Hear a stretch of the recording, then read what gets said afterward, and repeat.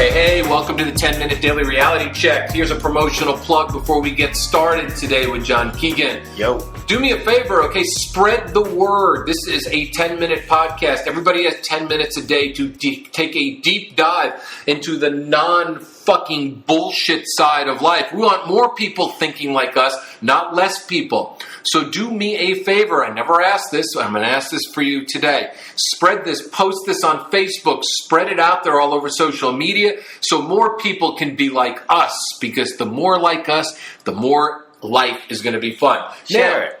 Do we sugarcoat life? Yeah. Or do we text it like it is? Like, holy shit, John, how many times are you in some type of relationship with somebody and then all of a sudden you get a textual breakup and you get some bullshit excuse and they can't pick up the phone? How many times are you in a business relationships with somebody and instead of them telling you like it is, they text it? People are so afraid to do face-to-face nowadays, they do face-to-screen. They love to screen time you because everybody's a big man or a big woman on the screen. Yeah, I can throw these words out there at you via text, but I would never say it to you face-to-face at all, because face-to-face scares the shit out of me, because we have become the wimpiest society of wimps imaginable. Men wimp and woman wimp, because we do not respect one another enough to talk face-to-face. John, a client of ours recently that we both were working with is going through this with a woman. Yeah. So basically, she texted him some kind of, whatever. She wasn't feeling what she was feeling anymore, even though just recently she had been feeling super strong feelings. And she texted him some kind of half-ass, like, oh, hey, I'm going to be busy, like a busy text. All of a sudden, but she wasn't busy at all. Yeah, she hadn't booked a job in her freelance business for the last 2 fucking years. And she's been having to do waitress jobs and everything else. And all of a sudden, the heavens parted. And oh my God, Moses and God came down and she was super busy because all of a sudden she booked all these jobs, which is bullshit because 5 days before that she was telling him how stuck she was financially, how stuck she was creatively, how she can't get a job, she can't get her resume out there, but all of a sudden Monster.com came in. Yeah, now it's time I got to work and all this kind of stuff, and she's putting that out there to the guy and basically being dishonest with him in order to not deal with whatever is going on with her and him, to not deal with it. And so then it becomes a situation where essentially they make big plans, and she breaks them after the plans were already happening. Well, let's talk about what the big plans are. The big plans is that they were going to go away to South Beach together. Right. Yeah. He bought her a ticket, okay? He purchased a ticket. They've already been intimate. They already did the horizontal bump, okay? Many times. He bought her a ticket. She was talking about having babies with him. She was talking about falling in love with him and all this other stuff. Words. So he bought her a ticket, and the morning of the day before, they were going to meet down there after he paid for the hotel on Expedia. After he bought her ticket and his ticket, she came up with a fucking excuse that it's the wrong time to leave and can we postpone the trip another 2 weeks. And then when he tried to contact her, she basically ghosted him. Oh, she didn't want to deal with any of this. Oh, she Carol Anned him. She went into the television, okay? She went and you know what? She went in. She wasn't coming back, and he was saying, "Don't go into the light." Remember that woman? Don't go into the light. But now listen.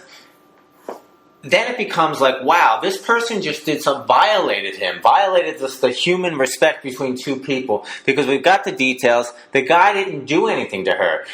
So nothing blatant happened. Maybe everyone's allowed to not feel attraction anymore. Everyone's allowed to wake up one day and say, you know what, I'm not into this anymore. You know what, I've had a change of heart. Everyone's allowed to feel that, to feel whatever they feel. No one can own anyone, but we should have some decency. And the guy was really decent to her. He was very decent to her, very considerate of her. Very generous. Very generous with her. Being a man. Yeah, he was a total man. He was actually a total man with her. And this is what he did next and how he handled it, which is what I thought was why we're talking about this. It was really manly.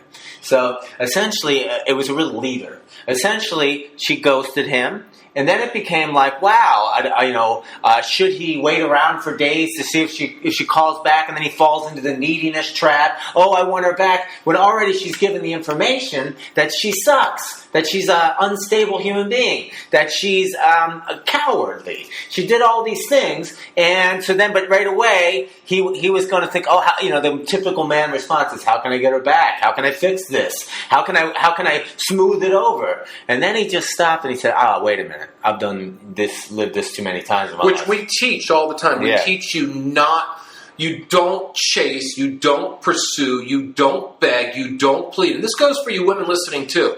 The fact of the matter is, you're dealing with a sugarcoater, Yeah. She could not step into her authentic truth, and she made up excuse after excuse after excuse, because we no longer demand the face-to-face anymore. The fact of the matter is, back in the olden days, and I know all you people, and I read your comments going, oh, Grandpa David, stay away from the olden days, and it's like, I'm sorry, but communication is not an ancient thing, okay? All you fucking hide and go seek text people need to step into it, because yes, in the olden days, we would actually get together, we'd actually have a phone conversation and talk on the phone and actually hear each other's voice and show respect. I'm sorry, but when you sugarcoat this or on a text, or you text it like it is not healthy for the human race. And the fact of the matter is, he stepped into his manhood even more, and tell them how he stepped into his manhood even more. Well, of course he tried to call her, but she wouldn't do that. She'll pick up the phone. No. So then he had to text her, and then and we know so much about this because we were helping him make the right choices, right? Because he could have easily gone down, oh my God, how do I get her back?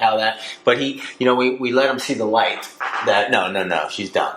She can come back tomorrow. She ain't coming back in. You want to throw her around the wall, slap her around a little bit? Sure. No, I'm kidding. There's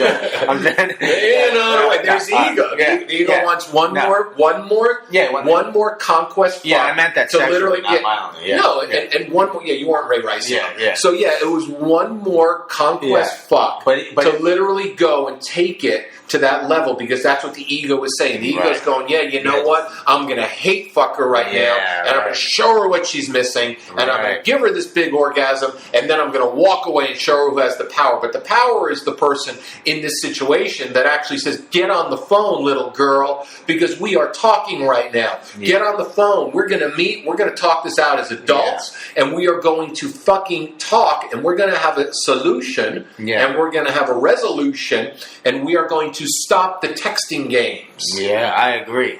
Now, so basically, he was going to send her like a hairy-fairy text, a sugar-coated text, like, well, we had some nice times together. Sounds like the Harry Ball text. Yeah. We had some nice time together, and, so we won't be together, but good luck and long life and all that bullshit, right? No, and then the reality is he was boiling underneath. He didn't know why she ghosted him. She didn't know what was up, and he decided instead just to, you know what? This person's fucking not authentic. This person's bullshitting themselves. They think they're going to bullshit me. They're not going to deal with this, and they're not going to deal with me. I don't need to do everything as the high road. The high road sometimes is fucking going in deep and digging in for the truth, and that's what he did. And we don't need to read his text, so to speak, or do we? I don't know. But basically, he went in and he said, "Wait a minute.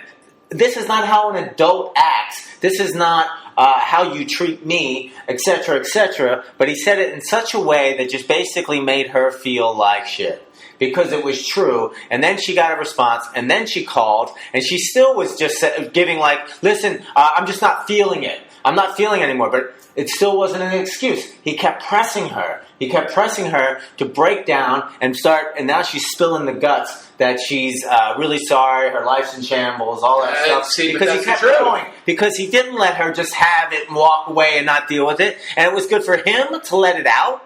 And it's good for her to know that he was a real man and he had real feelings, and he was decisive. He moved on. He moved on the second he sent the text. Well, that's the thing. Okay, most of us are in limbo. And the phone call. Right, we're in limbo right now because what happens is we allow people this bullshit behavior of texting a breakup, of texting an end of a relationship, right? And then what that does is it spirals somebody out of control. They think to themselves, what did I do? What did I do wrong? How did I misread the signs? And we start not trusting ourselves anymore. So it carries forward and it pays forward to the next relationship. And all of a sudden, that's why so many people are so broken. That's why, you get so frustrated frustrated by people because they're not stepping up to the plate because they're broken from the past, and we owe it to each other. And this is what I love, how he stepped into his manhood. And women, you can do the exact same thing. Step into it and get the fucking truth, because when you hear the truth and you hear it all of a sudden you can say to yourself, yes, it's done. I feel better. I feel great. There's closure. I found that too many people in dating have open wound syndrome. You know, if you look at somebody, what you need to do the first time you have sex with them is not have sex, feel the Band-Aids all over their body. Right. Because that's what people are doing. They're not getting the closure, and they're just allowing this bullshit behavior